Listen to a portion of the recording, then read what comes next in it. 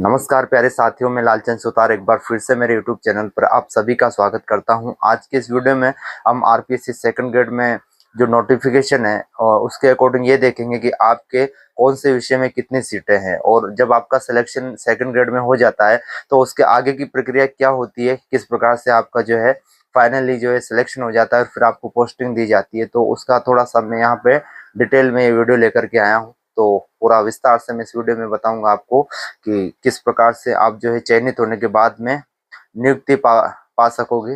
तो सबसे पहले बात करते हैं कि आपके 1 बाय 1 सीटें जो है सब्जेक्ट वाइज वो कितनी है, कौन से सब्जेक्ट में टीएसपी की सीटें कितनी है, नॉन टीएसपी की सीटें कितनी है। देखिएगा मित्रों, टीएसपी क्षेत्र जो है राजस्थान में कम ही है, तो ऐसे में टीएसपी की सीटें कम ही होती है, जैसे डूंगरपुर है।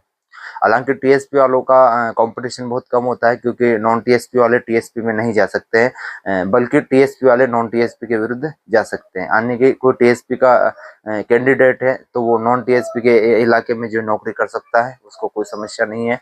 तो ऐसे में उसको दोगुना फायदा है। बाकी नॉन टीएसपी वालों के लिए ओनली नॉन टीएसपी क्षेत्र में नौकरियां दी जाती है।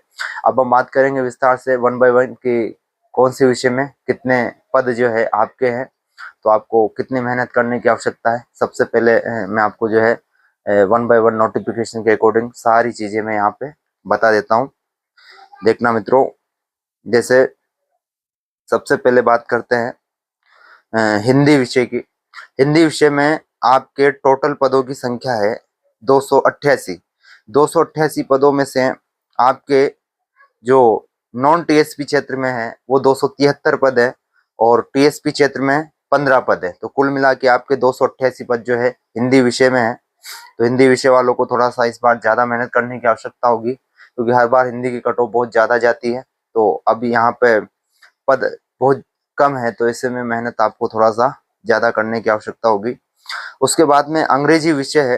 अंग्रेजी विषय में 242 पद नॉन टीएसपी क्षेत्र में है और 85 पद टीएसपी क्षेत्र में है। तो कुल मिला के इसमें 327 पद हैं अंग्रेजी के अंदर। तो अंग्रेजी में अगर देखा जाए तो ठीक ठाक पद है, हालांकि कम है, मगर अदर सब्जेक्ट के बजाय इसका थोड़ा सा सही है, 327 पद। उसके बाद में गणित विषय की बात करते हैं। गणित विषय में सबसे ज्यादा पद है, क्योंकि पिछली जो सेकंड ग्रेड थी उसमें गणित विषय के पूरे पद भराई में नहीं आए, क्योंकि उसमें 40% का जो क्राइटेरिया फिक्स कर रखा था। तो ऐसे में बहुत सारे अभ्यर्थी उस क्राइटेरिया को पार नहीं कर पाए और सीटें जो है खाली रह चुकी। तो उन सीटों को भी जो है उन्होंने इस वैकेंसी में जोड़ा है। तो ऐसे में सबसे ज्यादा पोस्टें इसमें गणित की है। गणित में 539 सीटें नॉन टीएसपी में है और 155 सीटें इसमें टीएसपी क्षेत्र में है। कुल मिला के 694 सीटें जो है गणित में है। सबसे ज्यादा सीटें गणित में ही है, क्योंकि इसका एक रीजन है कि पिछली वैकेंसी में पूरी सीटें नहीं भर पाई, तो इस समय सबसे ज्यादा सीटें गणित की है। तो आपको एक बार फिर से मौका है कि इन सीटों पे आप अपनी दावेदारी कीजिए और पोस्ट आप अपने नाम कीजिए। उसके बाद बात करते हैं विज्ञान विषय में। विज्ञान में 261 जो है नॉन टीएसपी में है और 89 सीटें इस पे टीएसपी क्षेत्र में है। कुल मिला के 350 सीटें जो है साइंस के अंदर है, विज्ञान के अंदर है। तो इसमें भी थोड़ा सा सीटों की अगर बात करें इस वैकेंसी के अकॉर्डिंग तो 350 सीटें सही है। उसके बाद में सामाजिक विज्ञान की अगर हम बात करें तो इसमें सीटें बहुत कम है। 70 सीटें नॉन टीएसपी में है एंड 18 सीटें इस पे टीएसपी क्षेत्र में है। कुल मिला के 88 सीटें इसमें है। तो सामाजिक विषय के जो अभ्यर्थी हैं वो संख्या में बहुत है, सबसे ज्यादा आवेदन सामाजिक विषय के होते हैं। तो उनके लिए सीटें इस बार यूं कहे कि बहुत कम है। ऊंट के मुंह में जीरा जैसी स्थिति है कि बहुत कम सीटें आपको मिली है, बट घबराने की आवश्यकता नहीं है। इन सीटों को भी आपको ही लेना है, तो मेहनत जो जितनी ज्यादा कर सकेगा उसको ये सीटें उसकी झोली में जरूर आएगी। तो घबराने की आवश्यकता नहीं है। 88 पोस्टें हैं, 88 पोस्टों के लिए आप दम लगाइए। हालांकि पोस्टें बढ़ने की पूरी संभावना है।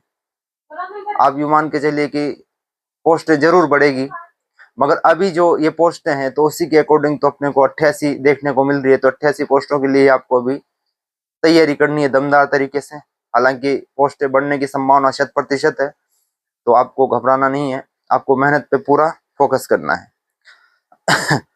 उसके बाद संस्कृत विषय की बात करें तो संस्कृत विषय में 276 पोस्टें जो है वो नॉन टीएसपी में है और 33 पोस्टें इसमें टीएसपी क्षेत्र में है। तो कुल मिला के 309 पोस्टें संस्कृत विषय से हैं। तो संस्कृत विषय वालों के लिए भी एक बात कहूंगा कि आपको थोड़ा सा मेहनत करने की आवश्यकता होगी। उसके बाद में पंजाबी और उर्दू विषय, जो कि इसके आवेदन बहुत कम होते हैं। पंजाबी में 64 नॉन टीएसपी में है और 0 सीट इसमें जो है टीएसपी में है, यानी कुल मिला के 64 सीटें हैं पंजाबी में।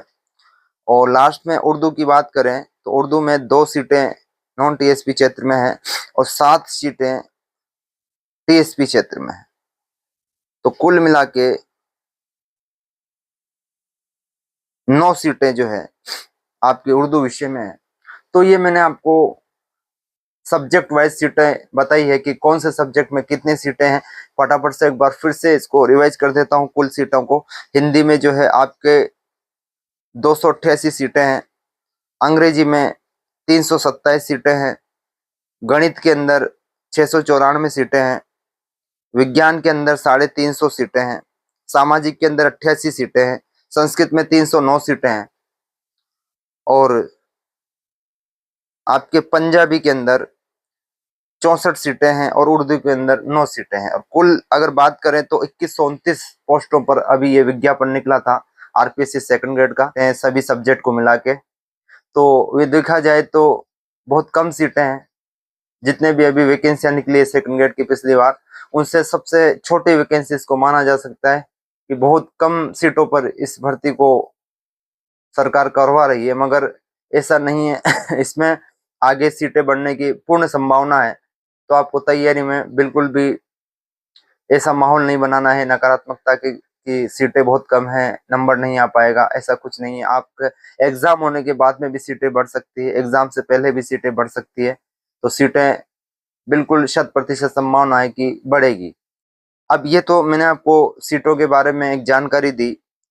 अब हालांकि नोटिफिकेशन सबके पास होता है, मगर बहुत सारे विद्यार्थी जो भ्रमित होते हैं कि सर कहाँ से दे के हमें पता नहीं लग पा रहा है। तो मैंने कमेंट्स देखे थे, तो इसकी वजह से मैं जो है आपको ये पूरा यहाँ पे जानकारी लेकर के आया हूँ। अब मित्रों ये तो रही सीटें, आपकी कौन से विषय में कितनी सीटें हैं। अब बात करते हैं कि जैसे आपका एग्जाम सितंबर में होगा।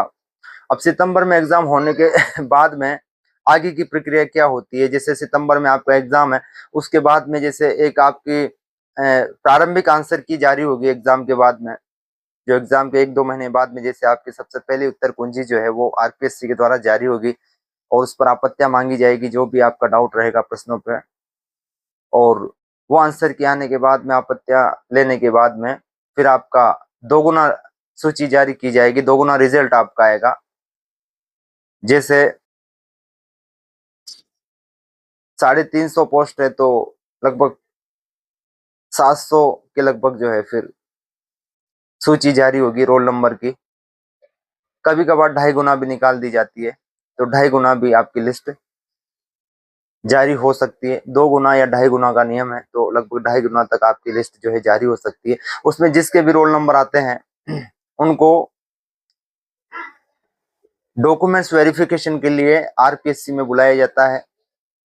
हालांकि अब सिस्टम थोड़ा सा अलग कर दिया है। अब जो है आपका जो डॉक्यूमेंट्स वेरिफिकेशन होगा उसके लिए आपको ऑनलाइन आवेदन भी जो है अब करना पड़ेगा।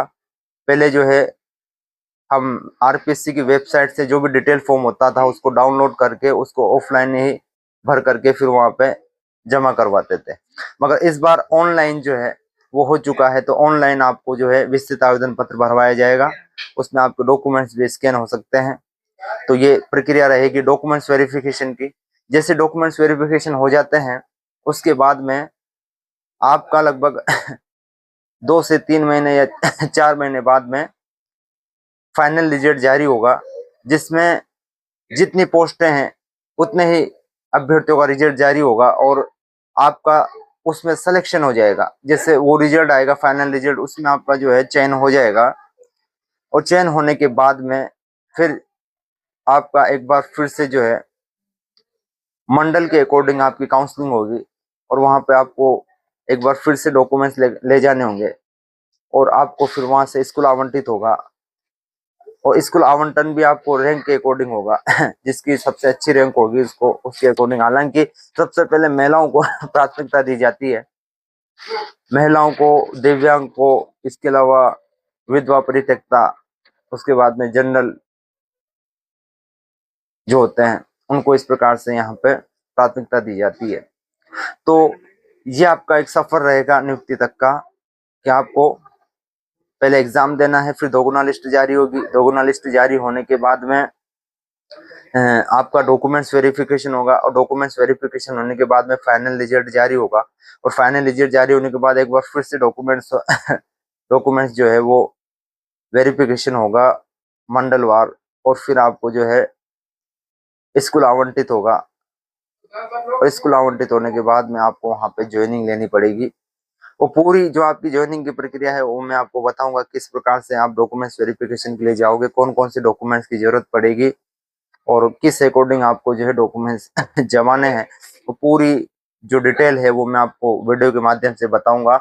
और इसके अलावा आपसे एक बात कहना चाहूंगा कि डॉक्यूमेंट्स पे बिल्कुल भी गलती नहीं होनी चाहिए। जैसे आपके 10th की मार्कशीट है उसी के अकॉर्डिंग आपकी स्पेलिंग होनी चाहिए, जैसे आपके नाम की स्पेलिंग हो, मदर नेम हो, फादर नेम हो, तो आपका जो डिटेल है वो 10th के अकॉर्डिंग मैच किया जाता है। तो ऐसे में आप एक बार अपने डॉक्यूमेंट्स को देख लेना कि मेरे जो है 10th में जो मार्कशीट है उसके अकॉर्डिंग सारे जो मार्कशीटें हैं उनमें वो नाम है कि नहीं।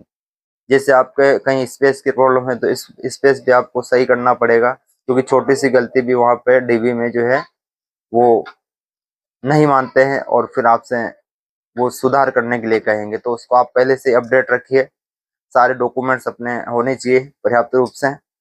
और कौन कौन से डॉक्यूमेंट्स चाहिए वो मैं आपको पूरा एक डिटेल वीडियो बनाऊंगा, क्योंकि अभी तो आप मेहनत कर रहे हो, अभी तो तैयारी कर रहे हो, तो मैं नहीं चाहता कि आप बीच में डाइवर्ट हो जाओ। तो ऐसे में आपको पढ़ाई पर ध्यान देना है। अभी फिर से नए वीडियो में एक नई जानकारी लेकर के आपके सामने उपस्थित होऊंगा। तब तक के लिए आप सभी को मेरा प्यार भरा नमस्कार। जय हिंद।